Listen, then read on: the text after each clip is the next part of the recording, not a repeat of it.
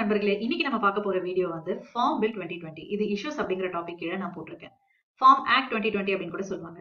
So நம்ம எல்லாருக்குமே தெரியும், கிட்டத்தட்ட 2 வாரத்துக்கு மேல ஃபார்மர்ஸ் ப்ரொடெஸ்ட் நடந்துட்டு இருக்கு டெல்லியில. அது ஏன் நடக்குது அப்படிங்கறத நம்ம நிறைய நியூஸ் சேனல்ஸ்ல பாத்துட்டு இருக்கோம், சேனல்ஸ்ல நிறைய பாத்துட்டு இருக்கோம். சோ இன்னைக்கு இந்த வீடியோல அந்த ஃபார்ம் பில் 2020 பத்தி தான் பார்க்க போறோம். கொஞ்சம் எளிமையான முறையில எக்ஸாம்பிள்ஸ் வச்சு இது என்ன, ஏன் இந்த இஷ்யூஸ் வந்திருக்கு, இதுக்கு பின்னாடி இருக்கக்கூடிய இந்த ஃபார்ம் ஆக்ட்னா என்ன அப்படிங்களா நம்ம பார்க்கலாம். சோ முதல்ல வந்து ஃபார்ம் பில் 2020ல அவங்க சொல்ற அந்த 3 பாயிண்ட் என்ன அப்படின்னு ஃபர்ஸ்ட் பாத்திரலாம். ஃபர்ஸ்ட் பாயிண்ட் வந்து the farmers produce trade and commerce, அதாவது promotion facilitation act 2020. தமிழ்ல வந்து வேளாண் விளைபொருள் வர்த்தக மசோதா. செகண்ட் ஒன் வந்து the farmers agreement of price assurance and farm services act 2020. தமிழ்ல வந்து விவசாய விளைபொருளுக்கான விலை நிர்ணய மசோதா. மூணாவது வந்து the essential commodities amendment act 2020, அதாவது அத்தியாவசிய பொருட்கள் திருத்த மசோதா. இப்ப நீங்க ஸ்லைட்ல பாத்தீங்கன்னா இந்த 3 பாயிண்ட்லயுமே வந்து முதல் 2 பாயிண்ட் வந்து நான் ப்ளூ கலர்ல கொடுத்திருப்பேன் அண்ட் மூணாவது வந்து கிரீன் கலர்ல. இதோட மீனிங் என்னன்னா, இந்த ரெண்டும் வந்து ஆக்ட்ல இருக்கு, இது வந்து அமெண்ட்மெண்ட்ல இருக்கு. பிராக்கெட்ல எழுதியிருக்கேன் பாருங்க, அமெண்ட்மெண்ட். சோ நம்ம வீடியோக்குள்ள போறதுக்கு முன்னாடி ஆக்ட்னா என்ன, அமெண்ட்மெண்ட்னா என்ன அப்படிங்கறத ஃபர்ஸ்ட் பாத்துடலாம். இப்போ ஒரு சின்ன எக்ஸாம்பிள், ஒரு ஸ்கூலை வந்து ரன் பண்ணணும் அப்படின்னா முதல்ல அந்த ஸ்கூலோட ஓனர் வந்து என்ன பண்ணுவாரு, அதுக்கு ஒரு ஹெட் நிர்ணயிப்பாரு, டைரக்டர் அப்படின்னு. அவர் வந்து என்ன பண்ணுவாரு, அடுத்தது பிரின்சிபல், அப்புறம் அவருக்கு கீழே சூப்பர்வைசர், அதுக்கப்புறமா ஹெச்எம், அதுக்கப்புறமா வந்து ஹெட் ஆஃப் த டிபார்ட்மெண்ட், அப்புறமா அதுக்கு கீழே ஃபேக்கல்டிஸ் இல்லைன்னா டீச்சர்ஸ். இந்த மாதிரி பேர் தான் வேற வேற, பட் ஆனா அவங்களோட ஒர்க் ஃபார்மாலிட்டிஸ் வந்து ஒரே மாதிரி தான் இருக்கும். அப்போ ஒரு ஸ்கூலை ரன் பண்ணணும்னா அதுல இருக்கக்கூடிய ஒவ்வொரு டெசிக்னேஷன் இருக்கக்கூடியவங்க அவங்களுக்கு என்ன ஒர்க் அப்படிங்கறத அலாட் பண்ணி ஒரு அஜெண்டா மாதிரி போடுவாங்க. சோ அததான் வந்து நம்ம ஆக்ட் அப்படின்னு சொல்றோம். இது வந்து நம்ம கண்ட்ரியை பேஸ் பண்ணி சொல்றது. இப்போ ஒரு கண்ட்ரியை ரன் பண்ணணும் அப்படின்னா அந்த கண்ட்ரியில என்னென்ன ஒர்க் நடக்கணும், அதுக்கு என்னென்ன ரூல்ஸ் இருக்கு, இதெல்லாம் வந்து போடுறதுதான் கான்ஸ்டிடியூஷன் ஆஃப் இந்தியா. சோ இந்த கான்ஸ்டிடியூஷன் ஆஃப் இந்தியாங்கிறது நம்ம இந்தியாவுக்கு உரிய ரூல்ஸ். இந்த மாதிரி ஒரு கண்ட்ரியுமே வந்து அவங்க கான்ஸ்டிடியூஷன் வச்சிருப்பாங்க. சில கண்ட்ரிஸ் வந்து மத்த கண்ட்ரி கிட்ட இருந்து கூட அவங்க கடன் வாங்கி அவங்க ஃப்ரேம் பண்ணுவாங்க. நம்ம கான்ஸ்டிடியூஷன் ஆஃப் இந்தியா வந்து தனியா ஒரு வீடியோல பார்க்கலாம். சோ இப்ப நான் சிம்பிளா சொல்றேன் ஆக்ட்னா என்ன அப்படின்னு. ஒரு ஒர்க் வந்து பப்ளிக்கு வந்து அசைன் பண்ணணும், நீங்க இந்த ரூல்ஸ் எல்லாம் ஃபாலோ பண்ணணும் அப்படின்னு அசைன் பண்ணணும் அப்படின்னா முதல்ல அதை பார்லிமெண்ட்ல டிஸ்கஸ் பண்ணுவாங்க. அதுக்கப்புறமா அதை ஃபைனலைஸ் ஆனதுக்கு அப்புறமா பிரசிடென்டோட சைன் வாங்கி அதை ஆக்ட்ல கொண்டுட்டு வருவாங்க.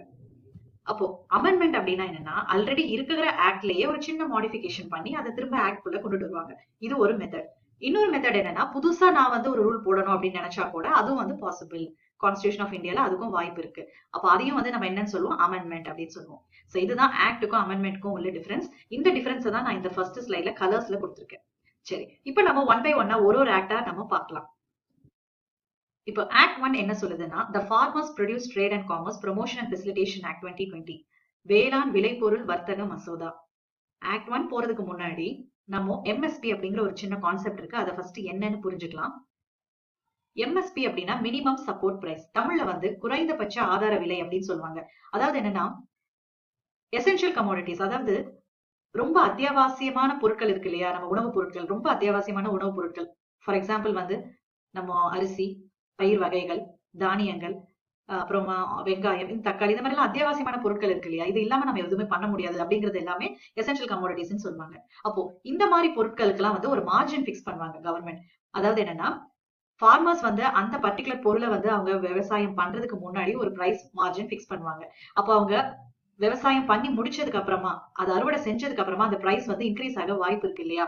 அப்ப இன்க்ரீஸ் ஆகும் போது இந்த மார்ஜினுக்கு மேல கொண்டு போக விட மாட்டாங்க, கீழையும் கொண்டு போக விட மாட்டாங்க, ஒரு பிக்ஸ் பண்ணிப்பாங்க, ஒரு ரேஞ்ச் மாதிரி. அதுதான் வந்து மினிமம் சப்போர்ட் பிரைஸ். குறைஞ்சபட்சம் இந்த விலையாவது இருக்கணும் அப்படின்னு. அது ஏன் அப்படின்னா, இந்த மாதிரி இருக்கிறதுனால அது வந்து ஃபார்மர்ஸுக்கு ஒரு நல்ல பலனை தரும், அவங்க நஷ்டம் அடைய மாட்டாங்க.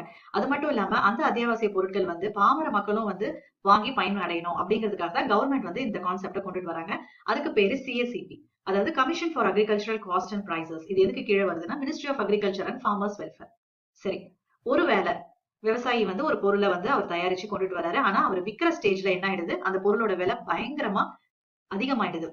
அப்போ இந்த டைம்ல என்ன நடக்கும்னா, எஃப்சிஐ அப்படின்னு ஒரு கான்செப்ட் வருது. விலை ஏறும் போது எஃப்சிஐனா நம்ம எல்லாருக்குமே தெரியும், ஃபுட் கார்பரேஷன் ஆஃப் இந்தியா. இவங்க என்ன பண்ணுவாங்க, எப்பெல்லாம் வந்து மார்ஜினை மேல தாண்டுதோ உள்ள இன்டர்ஃபியர் ஆகி இவங்க இந்த சிஎஸ்சிபியை கண்ட்ரோல் பண்ணுவாங்க. அதாவது எம்எஸ்பியை அந்த மார்ஜின்ல இருக்கிற மாதிரி பாத்துப்பாங்க, பார்த்து அதை வந்து ஃபார்மர்ஸ்க்கு கொண்டுட்டு போவாங்க. சோ இந்த மாதிரி நடக்கிறதுனால ஃபார்மர்ஸ் மட்டும் பெனிஃபிட் ஆல, நம்மள மாதிரி பொதுமக்களும் வந்து எசென்ஷியல் கமோடிட்டிஸ், எசென்ஷியல் ப்ராடக்ட்ஸோட விலை வந்து அதிகமா போகாம நம்மளுக்கு கவர்மெண்ட் ஹெல்ப் பண்றாங்க. இதுதான் எம்எஸ்பி கான்செப்ட். இந்த எம்எஸ்பி கான்செப்ட் வந்து இப்ப வரைக்கும், இந்த நிமிஷம் வரைக்கும் இருக்கு. ஆனா இப்போ இந்த ப்ரொடெஸ்ட் நடக்குது இல்லையா, இந்த ப்ரொடெஸ்ட்ல இந்த எம்எஸ்பியை கேன்சல் பண்றாங்க. சரி, நம்ம அதை டீடைல்டா என்னன்னு இப்போ பார்க்கலாம்.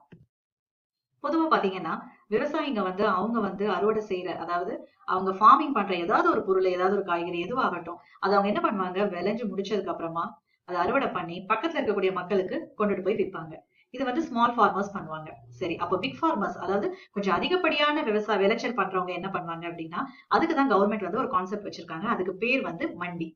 இது வந்து 2003ல கொண்டுட்டு வந்தாங்க இந்த கான்செப்ட். அதாவது APMC model act 2003, agriculture produce model market committee.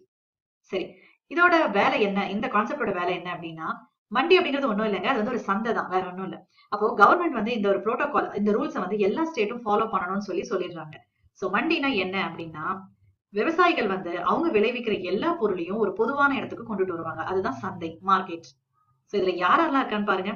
ஃபார்மர்ஸும் மண்டிக்கு வருவாங்க, கவர்மெண்ட் எம்ப்ளாயிஸ் அங்க ஒர்க் பண்றவங்களும் மண்டியோட கனெக்ட் ஆயிருப்பாங்க, ட்ரேடர்ஸ்னா ஒண்ணும் இல்ல, இடைத்தரகர்கள், அவங்களும் வந்து மண்டியோட கனெக்ட் ஆயிருப்பாங்க. சரி, இவங்க 3 பேரும் மண்டியோட கனெக்ட் ஆயிருக்காங்கன்னா, அப்ப ஆக்சுவலா அந்த மண்டிங்கிற கான்செப்ட்ல என்ன நடக்குது அப்படின்னு பார்க்கலாம். இப்போ ஒரு எக்ஸாம்பிளுக்கு, ஒரு குவிண்டால் ரைஸ், ஒரு மூட்டை அரிசி இருக்கு. இந்த அரிசிக்கு ஒரு உதாரணத்துக்கு ஒரு 800 ருபீஸ்னு வச்சுக்கலாமே. அப்போ இதெல்லாம் ஃபார்மர்ஸ் வந்து ஃபிக்ஸ் பண்றாரு. ஃபிக்ஸ் பண்ணி அவர் என்ன பண்றாரு, சந்தைக்கு கொண்டுட்டு வராரு. மண்டி அப்படின்னாலே கண்டிப்பா அந்த இடத்துல என்ன இருக்கு, எம்எஸ்பி இருக்கு. சரி, இப்போ இந்த ட்ரேடர்ஸ் இருக்காங்க இல்லையா, இடைத்தரகர்கள், இவங்க என்ன பண்ணுவாங்க, ஃபார்மர்ஸ் கொண்டுட்டு வந்த பொருளை இவங்க ஒரு பேரம் பேசி, இவங்க கொஞ்சம் பேர் இருப்பாங்க, அவங்க பேரம் பேசி யார் அதிகமான விலைக்கு கேக்குறாங்களோ அவங்க கிட்ட கொடுத்துருவாங்க, பிட்டிங் மாதிரி. அதே சமயம் ஃபார்மர்ஸ் கிட்ட இருந்து டைரக்டா கூட இவங்க என்ன பண்ணலாம், ட்ரேடர்ஸ் வாங்கிக்கலாம். இந்த மண்டிக்கு தான் அது வாங்கணும்னு இல்ல, மண்டிங்கிறது ஒரு இடம், வேற ஒண்ணும் இல்ல. ஆனா டைரக்டா வாங்கும்போது அவங்க எதை ஃபாலோ பண்ணணும், எம்எஸ்பியை ஃபாலோ பண்ணணும். இப்போ இந்த இடைத்தரகர்கள் வந்து வாங்கின பொருளை தான் என்ன பண்ணுவாங்க, wholesalers, large retailers, small super markets, exporters, இவங்க எல்லாம் வந்து இவங்க கிட்ட இருந்து தான் வாங்கணும். இவங்க எல்லாம் டைரக்டா ஃபார்மர்ஸோட கனெக்ஷன் வச்சுக்கவே முடியாது. இதுதான் வந்து இப்ப இருக்கிற மண்டி கான்செப்ட். சரி, இப்போ ஒருவேளை இந்த பில் பாஸ் ஆச்சுன்னா என்ன ஆகும் அப்படின்னு நம்ம ரெண்டு விதமா பார்க்கலாம். முதல்ல பிஃபோர் பில் பார்க்கலாம். பிஃபோர் பில்லுக்கு நான் ஒரு சின்ன எக்ஸாம்பிள் கொண்டுட்டு வந்திருக்கேன். இப்போ பாசி பயிர் இருக்கு, அதாவது பச்சை பயிர்னு சொல்லுவோம் இல்லையா. இப்போ தமிழ்நாட்டுல நம்ம இதை விளைச்சல் பண்றோம். நம்ம விளைச்சல் பண்ணும்போது முதல்ல என்ன பண்ணுவோம், நம்மளோட மார்க்கெட்டுக்கு தான் கொண்டுட்டு போவோம். நம்ம மக்களுக்கு பயன்படுத்துற மாதிரி எவ்வளவு தேவையோ அதை நம்ம எடுத்து வச்சுப்போம். அதுக்கு மேல எக்ஸஸா போச்சுன்னா மட்டும்தான் நம்ம என்ன பண்ணுவோம், எக்ஸ்போர்ட் பண்ணுவோம். இதே மாதிரிதான் ஒரு ஸ்டேட்டும் பண்றாங்க. இதுதான் இப்ப வரைக்கும் நடைமுறையில இருக்கு. இது பிஃபோர் பில். சரி, இப்போ ஒருவேளை பில் பாஸ் ஆயிடுச்சுன்னு வச்சுக்கோங்களேன். இந்த ஆக்ட் 1ல என்ன நடக்குதுன்னா, விவசாயிகள் எந்த பொருள் செஞ்சாலும் சரி, நம்ம நாட்டுக்கு தேவை, அதாவது நம்ம ஸ்டேட்டுக்கு, மாநிலத்துக்கு தேவையா இருந்தாலும் சரி, இல்லைனாலும் சரி, அந்த இடைத்தரகர்கள் இப்ப கிடையாது இல்லையா, அதுக்கு பதிலா யார் வரா, கார்ப்பரேட் வராங்க. அவங்க என்ன பண்ணுவாங்கன்னா, அட்வர்டைஸ்மெண்ட் பண்ணி எந்த ஸ்டேட்டுக்குனாலும் கொடுக்கலாம். இங்கதான் வச்சுக்கணும்னு இல்ல, அவங்க எந்த ஸ்டேட்டுக்குனாலும் அவங்க எக்ஸ்போர்ட் பண்ணலாம். இதுதான் இஷ்யூ இப்போ. சரி, இப்போ கவர்மெண்ட் வந்து இந்த இடத்துல என்ன நியாயப்படுத்துறாங்க அப்படின்னா, இப்போ ஒரு உதாரணத்துக்கு ஃபார்மர் வந்து ஒரு பொருளை 10 ரூபாய்க்கு அவரு மண்டிக்கு கொண்டுட்டு வராரு. இடைத்தரகர்கள் என்ன பண்றாங்க, அவங்க எக்ஸ்ட்ரா ஒரு 20 ரூபாய் போட்டு மார்க்கெட்டுக்கு கொண்டுட்டு போறாங்க. இப்போ மார்க்கெட்ல பொதுமக்கள் வந்து நம்ம 30 ருபீஸ் கொடுத்து அந்த பொருளை வாங்குறோம். அப்ப கவர்மெண்ட் என்ன சொல்றாங்க, நாங்க நல்லதுதான் பண்றோம், இந்த இடைத்தரகர்கள் வந்து 20 ரூபாய் லாபம் அடிக்கிறாங்க பாத்தீங்களா, இதை வந்து நாங்க கேன்சல் பண்றோம் அப்படின்னு கவர்மெண்ட் சொல்றாங்க. ஆனா ஃபார்மர்ஸ் என்ன முன் வைக்கிறாங்க அப்படின்னா, நீங்க என்னதான் இந்த இடைத்தரகர்களை கேன்சல் பண்ணாலுமே அந்த இடத்துல இன்டைரக்டா யார் வரா, கார்ப்பரேட் தானே வராங்க, அப்ப இதுல என்ன லாபம் அப்படின்னு பதிவு பண்றாங்க. இதுதான் இப்ப நடந்துட்டு இருக்கிற இந்த இஷ்யூ. சரி, இதுல 3 ஃபேக்ட் இருக்கு இந்த ஆக்ட் 1ல. இப்போ முதல் ஃபேக்ட் என்ன அப்படின்னு பார்க்கலாம். இந்த ஆக்ட் 1ஓட பிரச்சனை என்ன அப்படின்னா, அதை நான் 3 விதமா எக்ஸ்பிளைன் பண்ண போறேன். இப்போ ஃபர்ஸ்ட் என்ன பார்க்கலாம்னா, இந்த ஒரு எக்ஸாம்பிள் பாருங்க, உங்களுக்கு ஈஸியா புரியும். அதனால தான் நான் 3 எக்ஸாம்பிள் கொண்டுட்டு வந்திருக்கேன். முதல் எக்ஸாம்பிள் என்ன அப்படின்னா, இப்போ இந்த ஆக்ட் வந்தது அப்படின்னா எம்எஸ்பி கேன்சல், அதாவது மண்டிங்கிற கான்செப்ட் கேன்சல் ஆகுது, இடைத்தரகர்கள் கிடையாது இல்லையா. அப்போ விவசாயிகள் என்ன பண்ணுவாங்க அப்படின்னா, அவங்களுக்கு ஏதாவது எமர்ஜென்சி ஹெல்ப் வேணும்னா ஃபர்ஸ்ட் யாரை போய் பார்ப்பாங்க, பேங்க் போய் பார்ப்பாங்க. உங்க எல்லாருக்குமே தெரியும், பேங்க்ல படிச்சவங்க, ஃபார்மை ஃபில் பண்ண தெரிஞ்சவங்க போனாலே ரெஸ்பான்ஸ் ரொம்ப இதா இருக்கும். இன்ஃபேக்ட் நான் ரீசெண்டா ஒரு தடவை போயிருக்கும் போது, நான் பேங்க் பேரை சொல்ல விரும்பல, அவங்க வந்து ஸ்டேட்டஸ் பாக்குறாங்க, அப்பியரன்ஸ் பாக்குறாங்க. அப்ப ஃபார்மர்ஸ் வந்து பேங்க்குக்கு போய் அவங்க ஒரு லோன் வேணும் அப்படின்னா அது எந்த அளவுக்கு கிடைக்கும் அப்படிங்கறது நீங்களே புரிஞ்சுக்கோங்க. சோ இது ஒரு இஷ்யூ இருக்கு. ரெண்டாவது என்னன்னா, ஒருவேளை ஃபார்மர்ஸ் வந்து பேங்க்குக்கு போக விருப்பம் இல்லை அப்படின்னா அவங்க நெக்ஸ்ட் எங்க வராங்க, அடகு கடைக்கு தான் வந்தாகணும். அவங்க கிட்ட இருக்கிற பொருளோ இல்ல நகையோ அடகு வைக்கணும். அப்போ அதுக்கு வட்டி கண்டிப்பா கந்து வெட்டியா தான் இருக்கும் இல்லையா. இப்ப இன்ட்ரெஸ்ட் ரொம்ப மோசமா இருக்கும். கண்டிப்பா ஃபைனலா இதோட அவுட்புட் என்னவா இருக்கும், அவங்க தற்கொலை தான் பண்ணிக்கணும். இது ஒரு இஷ்யூ, ஃபேக்ட். சரி, இப்ப நான் இன்னொரு எக்ஸாம்பிள் சொல்றேன் பாருங்க. ஃபேக்ட் 2ல என்ன நடக்க வாய்ப்பு இருக்கு. இப்போ பொதுவா ஃபார்மர்ஸுக்கும் மண்டிங்கிறது இடைத்தரகர்கள் இல்லையா, இவங்க 2 பேருக்கும் நடுவுல ஒரு சின்ன ஃப்ரெண்ட்ஷிப் இருக்கு, கொடுக்கல் வாங்கல் ஃப்ரெண்ட்ஷிப் இருக்கு. இவங்களுக்கு ஏதாவது எமர்ஜென்சி வேணும்னா இவங்க கிட்ட வாங்கிப்பாங்க. இவங்க கண்டிப்பா ஃபார்மர்ஸ்க்கு செய்வாங்க. ஏன்னா இவங்களோட கமிஷன்ல இருந்து இவங்க கொஞ்சம் எடுத்துக்கிறாங்க இல்லையா, அதனால இவங்களுக்குள்ள ஒரு சின்ன ஃப்ரெண்ட்ஷிப் இருக்கு. அப்போ மண்டியில இருக்கக்கூடியது யாருன்னா, அதுவும் ஒரு பொதுமக்கள் தான். இப்போ ஒவ்வொரு ஸ்டேட்லயும் வந்து மண்டியில இருக்கக்கூடிய இடைத்தரகர்கள் எல்லாம் ஒன்னா ஒரே இடத்துல வச்சோம்னா அது பல லட்சம் பொதுமக்கள் தான், வேற ஒண்ணும் இல்ல. அப்போ அந்த மக்கள் வந்து அவங்க எடுக்கக்கூடிய கமிஷன்ல ஒரு பர்டிகுலர் பெர்சன்டேஜ் வந்து டாக்ஸா எங்க போகுது, நம்ம சென்ட்ரல் கவர்மெண்ட்க்கு போகுது. சரி, இப்போ இந்த பர்டிகுலர் ஆக்ட், இந்த பில் பாஸ் ஆச்சுன்னா என்ன ஆகும்? எம்எஸ்பி கிடையாது. அப்ப அந்த இடத்துல கார்ப்பரேட் வராங்க. அவங்க என்ன பண்ணுவாங்க? அவங்க ஒரு ரூல் போடுவாங்க. அப்போ ஆட்டோமேட்டிக்கா என்ன ஆகும்? இந்த கமிஷன் வந்து போகுது இல்லையா டாக்ஸா, அது கட் ஆகும். அப்போ கட் ஆகும் போது ஒரு மாநிலத்தோட வருமானம் வந்து குறையுது. இது ரொம்ப பெரிய இஷ்யூ. சரி, இப்போ மூணாவது ஃபேக்ட் என்னன்னா, இது ரொம்ப ரொம்ப முக்கியம். குஜராத் பொட்டேட்டோ ஃபார்மர்ஸ் கேஸ் இது சமீபத்துல நடந்தது. ஒண்ணும் இல்ல, பெப்சிகோ அப்படிங்கிற ஒரு கம்பெனி வந்து இவங்க நிறைய பொருள் தயாரிக்கிறாங்க. அதுல ஒண்ணு வந்து லேஸ். நம்ம எல்லாருக்குமே தெரியும் லேஸ் சிப்ஸ். இது பொட்டேட்டோல இருந்து அவங்க தயாரிக்கிறாங்க. இவங்க என்ன பண்ணிருக்காங்க? பேட்டன்ட் வாங்கியிருக்காங்க. பேட்டன்ட் அப்படின்னா என்னன்னா, நீங்க ஒரு பொருள் தயாரிக்கிறீங்க அப்படின்னா அந்த பொருளை வந்து உலகத்துல எந்த மூலையில யார் வாங்கினாலும் அந்த கமிஷன் உங்களுக்கு வரும் சில பெர்சன்டேஜ். இதை நம்ம தனியா இன்னொரு வீடியோல பார்க்கலாம். இப்ப பெப்சிகோ நிறுவனம் என்ன பண்றாங்க? FL1867, FL2027 இது ரெண்டும் வந்து பொட்டேட்டோட வெரைட்டிஸ். எப்படி நம்ம ரைஸ்ல வெரைட்டிஸ் சொல்றோமோ அந்த மாதிரி இந்த பொட்டேட்டோ வெரைட்டிஸ். இந்த ரெண்டு வெரைட்டிஸ்க்கும் வந்து பெப்சிகோ என்ன பண்ணிருக்காங்க? பேட்டன் வாங்கி வச்சிருக்காங்க. அப்போ இந்த இஷ்யூ என்ன அப்படின்னா, இவங்க கேஸ் போடுறாங்க. யார் மேல? ஃபார்மர்ஸ் மேல கேஸ் போடுறாங்க. என்னன்னு கேஸ் போடுறாங்க?